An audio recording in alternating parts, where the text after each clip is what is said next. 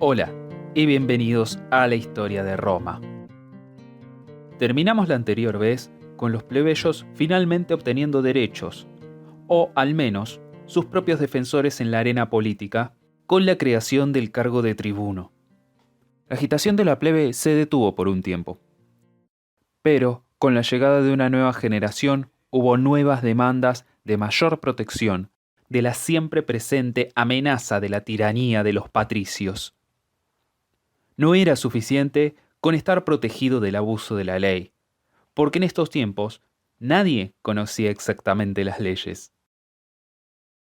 El marco legal de Roma era un conjunto muy nebuloso de tradiciones orales y escritas que tenían precedentes y cláusulas escondidas por todos lados, en decretos oficiales, cartas, pronunciamientos y quizás en la parte más peligrosa que había para un plebeyo, en la mente de los abogados patricios. ¿Quién puede decir que lo están tratando injustamente si nadie sabe qué es la justicia?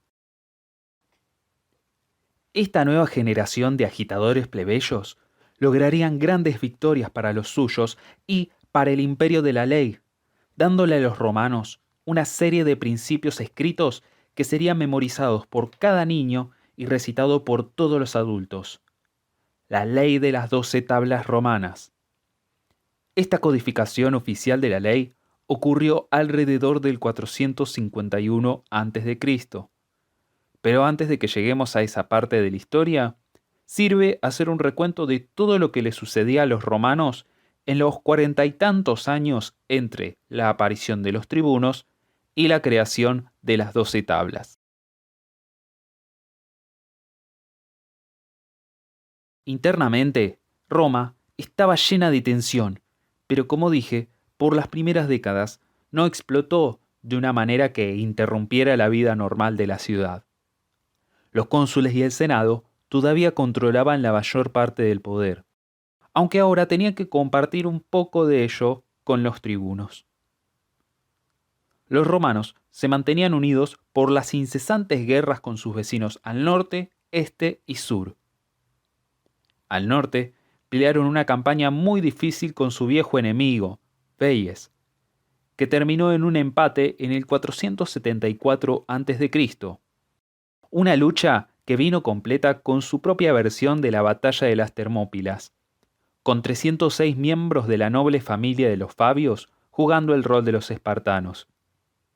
Protegiendo un paso indefendible, los Fabios pelearon hasta el último hombre para darle a las legiones la posibilidad de reagruparse y pelear. Las batallas peleadas al este y al sur fueron algo diferente. Más bien, serían unas peleas basadas en choques geográficos culturales. Veyes pudo haber sido la competencia de Roma, pero al menos era una ciudad establecida de campesinos civilizados. En las colinas del este, las tribus nómadas, principalmente los volscos y los ecuos, presionaban las fronteras romanas constantemente. Estos pastores nómadas codiciaban las fértiles llanuras romanas y cada año trataban de tomar esos territorios para transformarlos de granjas a zonas de pastoreo. Por ello, los romanos estaban constantemente peleando contra la ocupación de estas tribus emigrantes, que muy seguido juntaban suficientes fuerzas como para poner en apuros a Roma, pero luego eran derrotados con facilidad. Por los primeros 10 años después de la separación de los plebeyos, y a la par de las ocasionales batallas con Veyes, los volscos eran el peligro más grande. Habían logrado invadir las tierras al sur de la ciudad, asegurándose todo lo que había entre las colinas y el mar, bloqueando el comercio con la Magna Grecia. El punto más alto de la amenaza volsca fue en un principio en el 491 a.C., cuando un general romano resentido llamado Corleano desertó y llevó un ejército volsco a través de las legiones y a las puertas de la ciudad. Con los hombres romanos derrotados, se envió a las mujeres para que rogaran a Corleano que se detuviera, y solo después de que su madre personalmente se lo pidiera, fue que Corleano cedió y retiró al ejército. Los oficiales volscos estaban enfurecidos por ser negados una victoria fácil. Y cuando volvieron a su territorio, asesinaron a este general romano.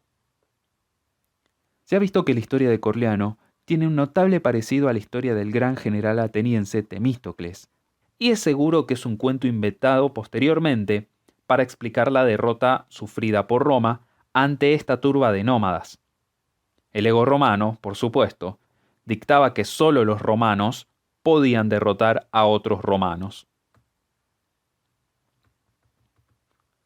Para la mitad de la década del 480 a.C., la amenaza de los volscos estaba contenida y la ciudad nunca fue amenazada seriamente.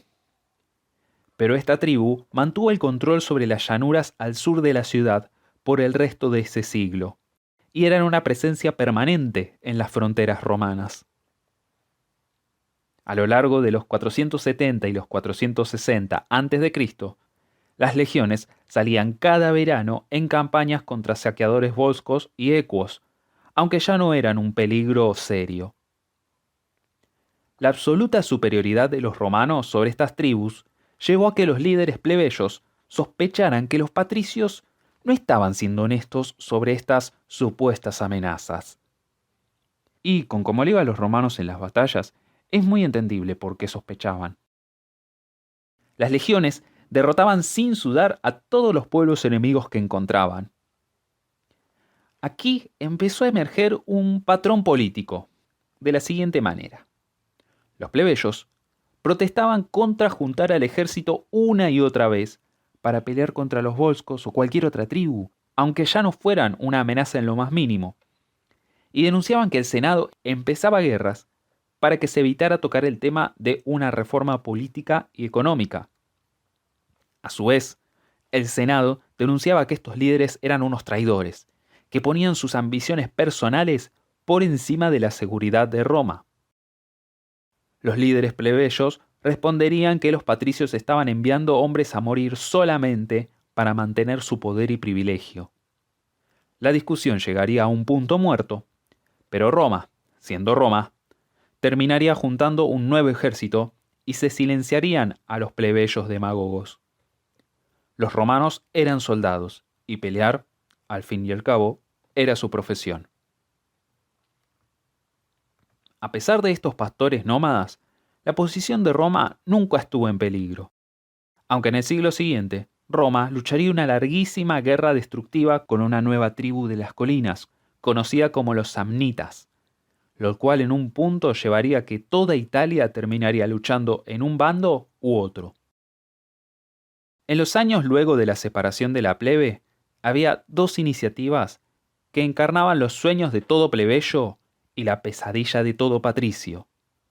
La primera de ellas fue propuesta por un tribuno llamado Bolerón en el 473 a.C. Lo que decía era simplemente que los tribunos debían ser electos por la asamblea tribal y no por la comitia centuriata como lo fue en un principio.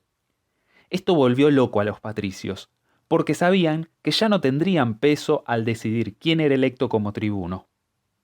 Como les conté la semana pasada, los patricios terminaron fracasando en su intento de evitar esta propuesta, y la elección de los tribunos pasó a manos de la comitia tributa.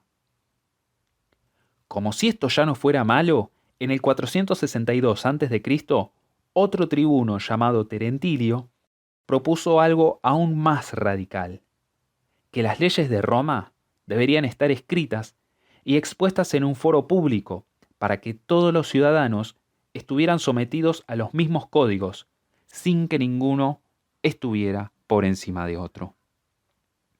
A los patricios esto los aterrorizaba, y pasaron 10 años haciendo todo lo posible para evitar que esto se implementara. Fue en estos años que los plebeyos empezaron a resistirse al servicio militar y cuestionaban abiertamente los motivos de los patricios. En cierto punto, cansados de tanta retórica, creyeron que era mentira cuando el Senado anunció un día que, durante la noche, un pequeño ejército sabino había entrado en la ciudad y tomado la ciudadela, el punto más alto. No fue hasta que los desesperados cónsules rogaron a los plebeyos que reunieran al ejército que encontraron, para su sorpresa, que la fortaleza en la cima de Roma había sido tomada, y sin darse cuenta, la ciudad estaba bajo asedio. Las legiones, acompañadas de algunos aliados locales, expulsaron fácilmente a los sabinos. La mayor baja de esta lucha fue la pequeña influencia que los tribunos tenían. Los patricios lograron aplazar las reformas de Terentilio por una década más. Al final, de todas formas, tuvieron que ceder. Muchos viajeros del sur habían estimulado la conciencia política de los romanos, trayendo noticias sobre las reformas democráticas de Solón en la gran ciudad griega de Atenas, agitando una vez más los vientos de la reforma. Finalmente, una combinación de plagas, hambrunas y la desestabilización económica causada por la introducción de monedas en el intercambio en el año 454, desembocó en una crisis de confianza en el liderazgo.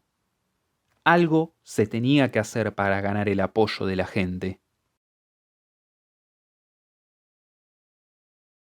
Se acordó que en el año 451 a.C., el poder consular debería transferirse a un grupo de 10 hombres, llamados los decembrios, cuyo trabajo era juntar y compilar las leyes romanas en un solo código unificado que se inscribiría en tablas de bronce publicadas en el Foro de Roma para que todos las vieran.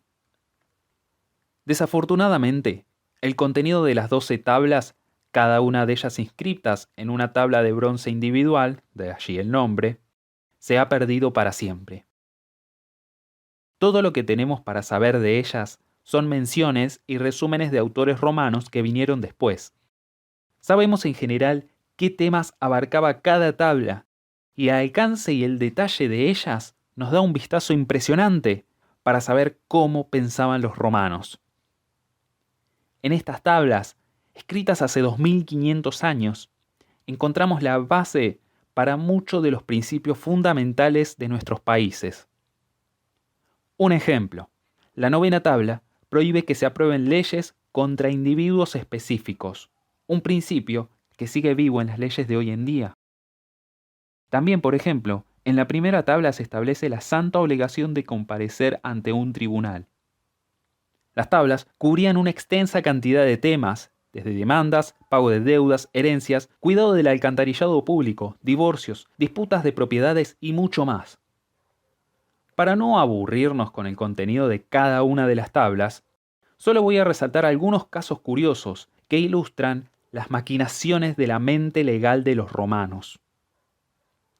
Por ejemplo, según la 8ª tabla, un ladrón atrapado durante la noche se podía matar sin penalidades. Pero si al mismo ladrón lo atrapaban de día, debía ser entregado sin daño alguno a los magistrados públicos. En esa misma tabla podemos ver cuál era la pena para tirar un proyectil sin apuntar en medio de una muchedumbre. Se multaba al acusado por el valor de una cabra. La 7ª tabla dice que si cae fruta de un árbol en el terreno del vecino, entonces es propiedad del vecino. Imagínense qué tan detallistas y conflictivos eran los romanos. La muerte era la pena más grande y se prescribía para ciertos crímenes como asesinato y destrucción de cosechas, pero también para ataques a los integrantes de las cortes. Los magistrados que aceptaran sobornos y los testigos que mintieran bajo juramento debían ser lanzados del acantilado más alto disponible.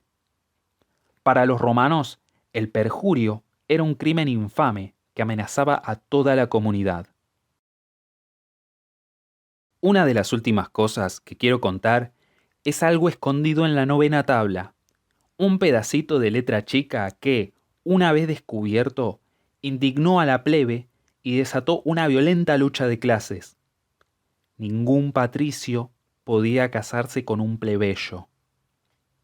Esto cerraba la posibilidad de ascenso social a la mayoría de la población y garantizaba que ninguno de ellos iba a acceder jamás al cargo más importante del gobierno, el consulado. Esto, obviamente, no le cayó bien a la plebe. Como mencioné antes, las 12 tablas fueron la base para todas las leyes romanas y todo ciudadano, incluso los analfabetos, intentaban memorizárselas. La existencia de leyes escritas no es una invención romana, no era algo único en el mundo antiguo, pero fueron puestas disponibles a los ojos de la gente que valoraban la objetividad de las leyes más que la subjetividad y las opiniones de gobernantes caprichosos. Por su lado, la historia de los decembrios, estos magistrados encargados de compilar estas leyes, termina con un interesante melodrama legendario. Durante el año o dos, según las fuentes, que los decemviros estuvieron a cargo, tenían la autoridad suprema. La cadena de elecciones de cónsules se había roto y por un tiempo breve se había transformado la forma de gobierno.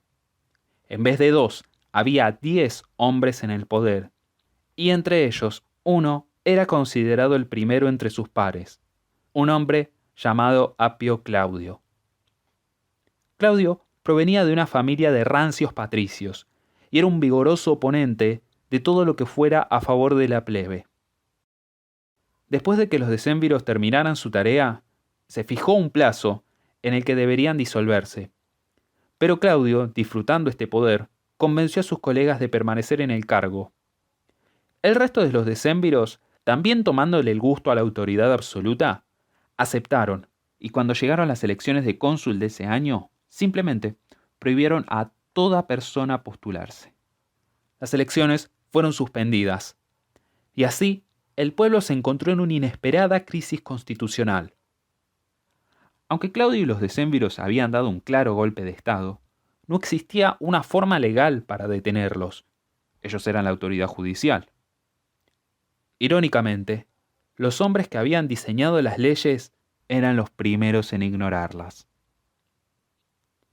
Pasaron los días y luego las semanas, hasta que finalmente Claudio fue demasiado lejos y toda la ciudad se rebeló.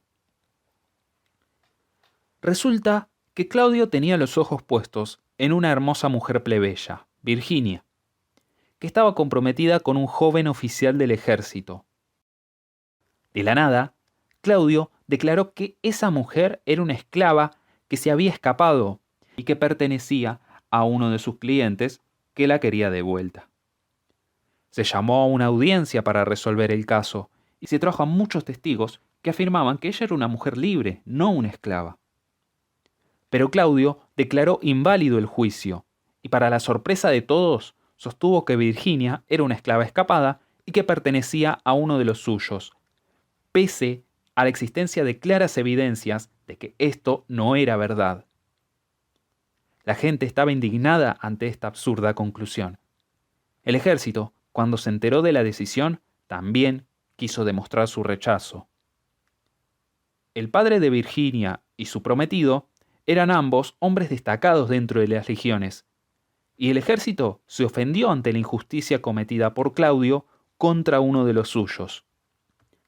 En conjunto, el pueblo y las fuerzas armadas usaron su último recurso: abandonar la ciudad rumbo al Monte Sacro, como habían hecho 40 años antes. Finalmente, frente a lo precario de su autoridad, los decemviros renunciaron. Claudio fue arrestado, pero en vez de ir a juicio, prefirió quitarse la vida. Se restauraron las elecciones de cónsules y volvió la tranquilidad social a Roma. De hecho, la plebe terminó en una mejor posición después de todo esto.